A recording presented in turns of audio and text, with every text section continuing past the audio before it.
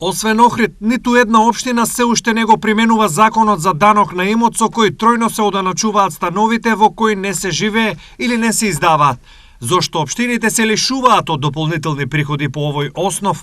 Заради одредени критериуми кои што треба да се допрецизираат, затоа што ние освен податоците кои што ги имаме од имотните листови од поседувањето на овие имоти од страна на граѓаните, мораме да утврдиме начин по кој што ќе констатираме дали одреден имот се користи или не се користи. Врз основа на тоа, истите тие да се одданочат со повисока даночна стапка од предвидената и од основната.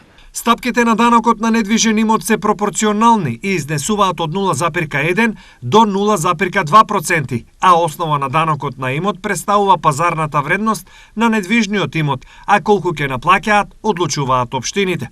Во источниот регион има вкупно 84.300 станови, а слободни од нив се 33.100, а нивната пазарна вредност општините ја немаат пресметено се уште.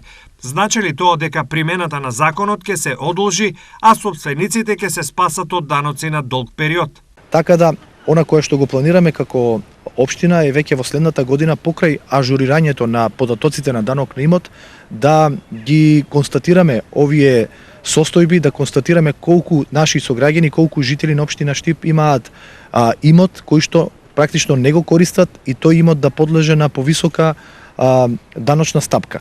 Според законот за данокот на имот, истиот основ за одоначување може да се применува и на земјоделско земјиште што не се користи, што граѓаните се должни сами да го пријават.